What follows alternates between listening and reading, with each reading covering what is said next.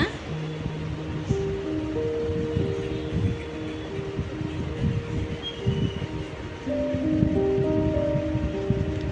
ভাইকে একটা হামি দাও, ভাইকে হামি দাও।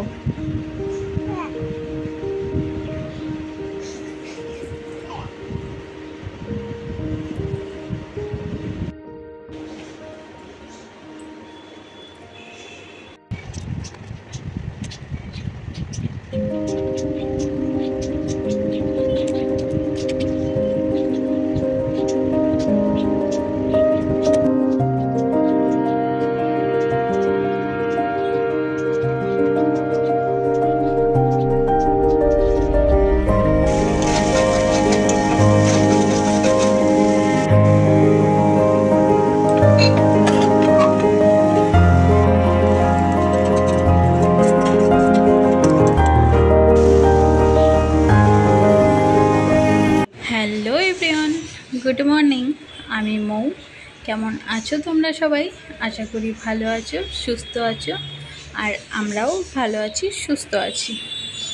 তো আজকে বুধবার, আর আজকে ওর বাবা আজকে বুধবারে বেশি সকাল সকাল উঠে, ভোরবেলা তখন 4টের আগে আগে উঠে, তো ও উঠে চলে গেছিলো। তারপরে আমি আর বাবু আর একটু ঘুমিয়েছিলাম, আর আমি এখন উঠলাম তখন 6টা হবে, আর বাবু পাশে ঘুমোচ্ছিল। বাবু ভোরবেলা উঠেছিল 5টার পরে, 5টা 10-15 হবে উঠেছিল। ও ফিডিং করতে করতে আবার ঘুমিয়ে গেছিলো।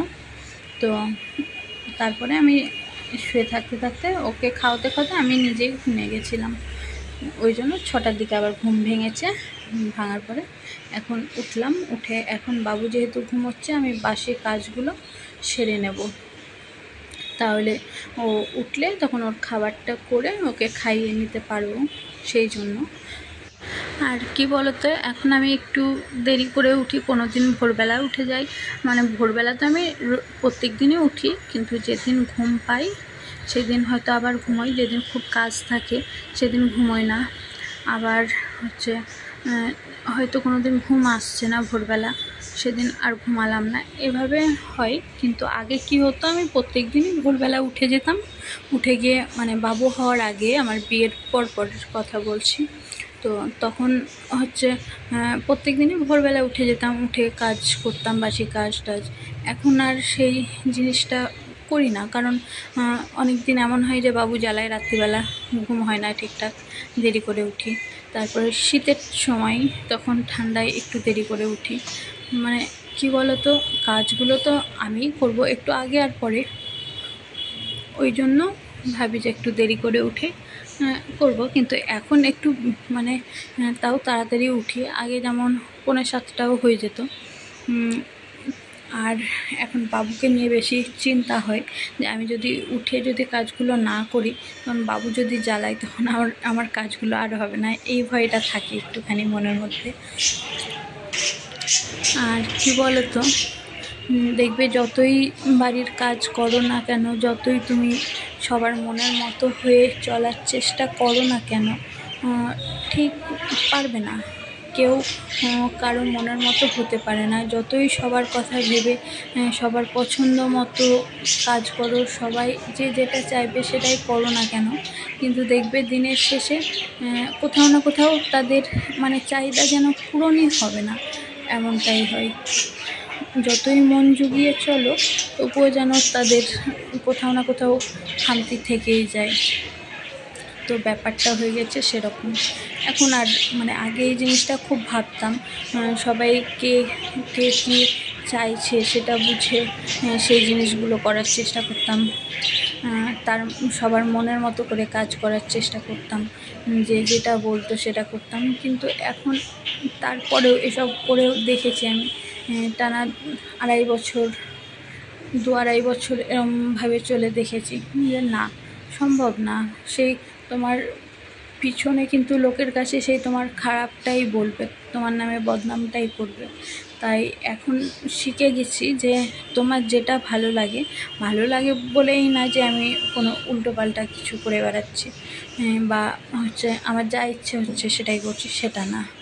তবে কি হচ্ছে নিজের সুবিধা মতো করো কাজগুলো, যে নিজের অসুবিধা করেও এমনও গেছে আগে যে আমি সারাদিন ঘরটা ঝাঁট দিতে পারিনি, রাত্রিবেলা 11টার সময় এসে ঘর ঝাঁট দিয়েছি। এরকম আমার ঘর এলোমেলো হয়ে পড়ে থাকলো, আমার ঘর গোছানো থাকলো না, কিন্তু আমি সব কাজ বাইরে সামলেছি। এসবগুলো আগে হতো, এখন আর সেই জিনিসটা আর অতটাও আমি গুরুত্ব দিয়ে করি না।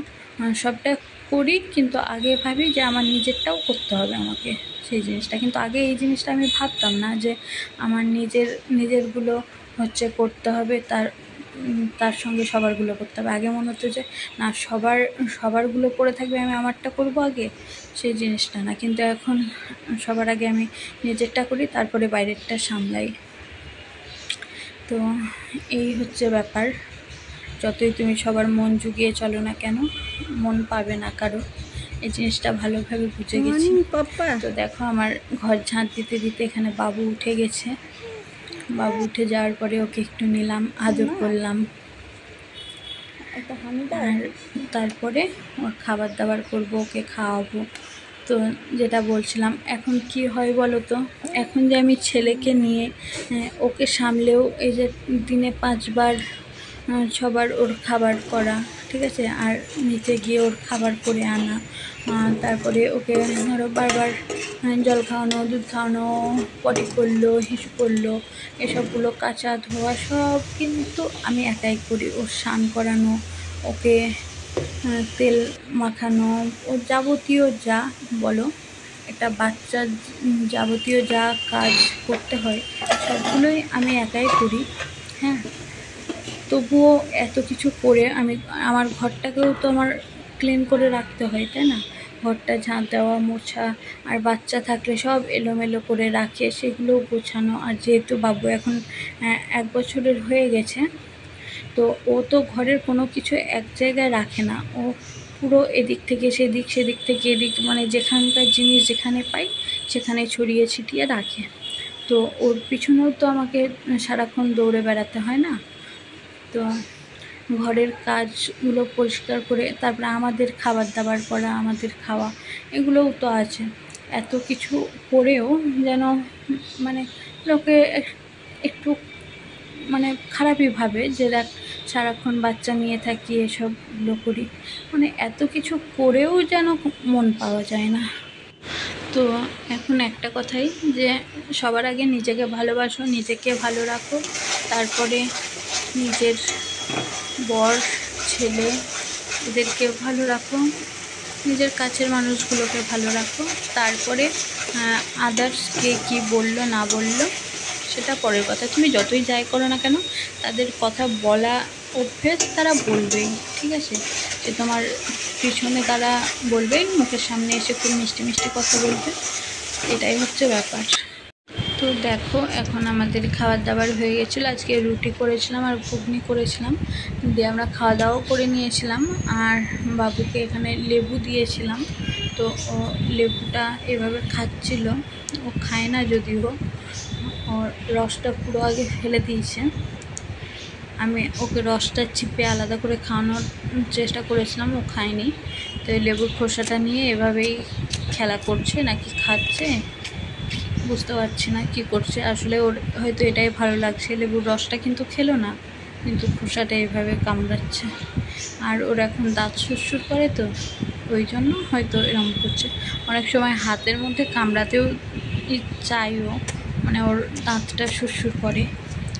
তো যাই হোক, আজকের ব্লগটা এতটাই। কেমন লাগলো কমেন্টে অবশ্যই জানাবে, আর ভালো লাগলে ভিডিওটা লাইক করবে, কমেন্ট করবে, আর আমার চ্যানেলটাকে সাবস্ক্রাইব করে দেবে। আর আমার ছেলেকে তোমাদের কেমন লাগছে সেটা অবশ্যই জানাবে। তো ভালো থেকে সুস্থ থেকো, দেখা হবে নেক্সট ব্লগে। টাটা। ভাইকে একটা হামি দাও, ভাইকে হামি দাও।